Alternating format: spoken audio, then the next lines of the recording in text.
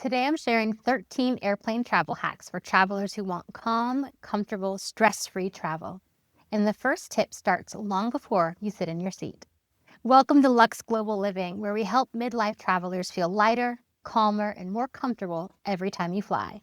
If stress-free travel after 40 matters to you, subscribe for new comfort first travel tips every week. Now, let's get into the 13 hacks designed specifically for those of us over 40 who want travel days that feel smooth, intentional, and low stress. Starting with what happens before you even leave home. Tip number 1, 4 pre-packed pouches. To maximize comfort and ease, you're going to pre-pack 4 pouches. Pouch number 1, the essentials. These are the items you cannot live without. Lip balm, tissues, eye drops, hand lotion.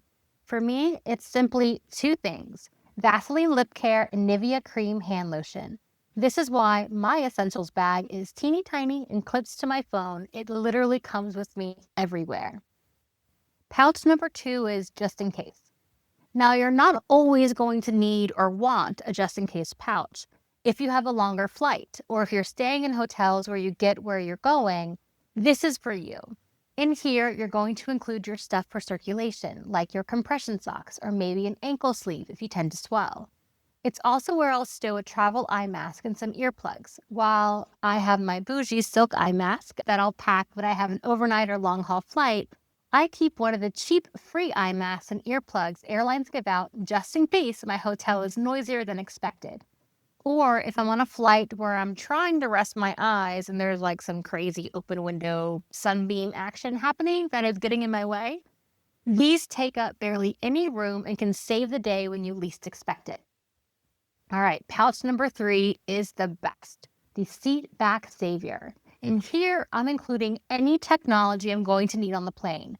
My AirFly, which we'll talk about later, AirPods, backup headphones with a little pokey thing, for the actual video screen, the charger cord and adapter. And because my comfort pouch is so tiny, I also included in my Seatback Savior pouch my nail file, a tiny nail clipper, and my hair ties. The fourth and final pouch are snacks. Now, this one is uber important for me because I'm celiac, and anyone with food allergies knows you cannot go forth on your travel day expecting to be able to find food you can eat. Always, always, always have backups, just in case. I actually keep this bag in the front pouch of my personal item and just refill it before each trip. I only pack shelf-stable items, so it's no mess, no stress. And bonus tip. Most important is to make sure your pouches are each a different color. This means that over time, you'll learn that the purple one always has your snacks and the gray one will always be your Seatback Savior. And that also means that if you ever get that most coveted free upgrade and you suddenly find yourself in a bulkhead row with no underseat space in front of you for your personal item, you just have to go into your bag and grab your Seatback Savior pouch. And you're all set. No fumbling with bags and no having to go into the overhead compartment mid-flight. You are cool, calm, and comfortable. All right, tip number 2, choose your seat wisely. All right, your next hack happens when you book your flight, and that is to make sure you choose your seat based on how your body is today. Because after 40, bodies have opinions, and they are strong. An aisle seat, my personal favorite, means to me the freedom to take a restroom break whenever I want without bugging anyone. You can also stretch out your legs whenever the aisle is free and do your ankle flexes. An aisle seat will mean getting woken up by the other passengers in your row if and when they have to go to the bathroom. So if it's a long flight and you're looking to sleep, then you'll want to pick the next option, a window seat. A window seat lets you sleep easier and remain undisturbed. You also get control of the window shade, a key feature when you want it lowered to get some shut-eye. The only real downside of a window seat is you're going to have to be the one to bug everyone else if you have to go to the restroom. But that's not a bad trade-off if it means getting some sleep. Next, the exit row. Now, some people love the exit row because it means more legroom, but depending on the plane, you'll potentially lose the ability to recline. So a tip here, if there are multiple exit rows lined up together, choose the last row in the set. You'll have a higher chance of being able to recline. Another tip, never choose the row directly in front of an exit row because your seat will for sure not recline, and that is never a fun thing to learn after you sit down. Lastly, there's the bulkhead row, or that first row in any section that has a wall in front of it. With these seats, you also get more legroom, and you won't have to worry about someone reclining into your space. But you will lose your underseat space for your personal item. But if you're traveling the luxe way, you have your Seatback Savior pouch so that personal item can get stowed overhead without any issue. Whatever you decide, it's not about being picky, it's about honoring what your body is needing and choosing a seat that you know will be kind. All right, tip number 3, never carry your personal item. I feel very strongly about this one. As we age, our shoulders, our backs, our knees, they need a little more love. And that means getting that personal item off of your body and onto something that rolls. Even when I'm checking luggage to my final destination, I still will bring one just so that I'm not lugging a personal item and risking hurting myself. Nobody wants to start their vacation hurt or sore. So be a luxe traveler and never carry your personal item again. Tip number 4, zero hassle airport dressing. We're talking slip-on shoes, no belts, minimum jewelry. We'll talk more about outfit strategy in another video, but for now, make sure your outfit is comfortable, free of metal, and with shoes that slip on and off easily. No retying or rebuckling required. This will ensure a smooth security process. Tip number 5, when in TSA, read the line before you join. If you have a choice on which TSA lane to go down, take a few seconds and look to see the passenger makeup of who is in each line. What you're looking for are the lanes with mostly seasoned business travelers. Oftentimes, they're traveling alone. They already have their laptops in their hand. They simply look like they're on top of their TSA game. That's what you want. What you don't want the family line. You don't want the group vacation line. Look for people with laptops and small bags. They are your future. Tip number 6, secure early boarding. Early boarding means guaranteed overhead bin space. Knowing you can effortlessly plop your carry-on bag into an overhead bin right above your seat is the epitome of stress-free travel.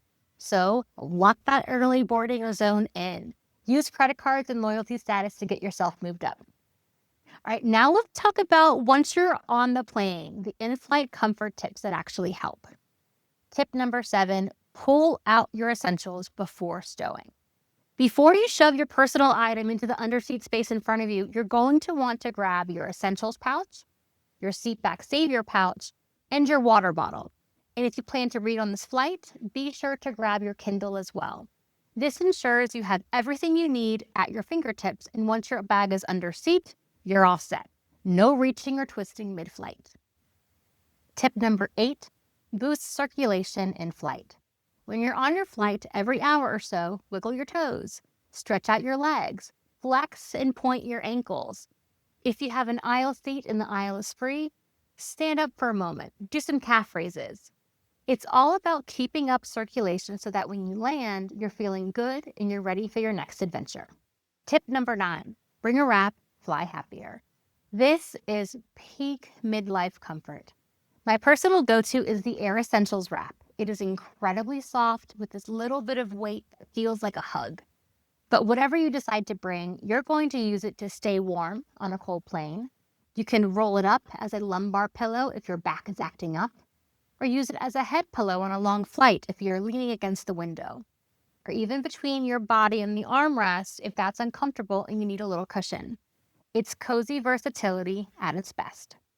Okay, now for my favorite section, midlife-friendly travel tech tips. While we'll have other videos to dig into even more of this, here are a couple of my favorites, starting with tip number 10, the AirPod necklace hack.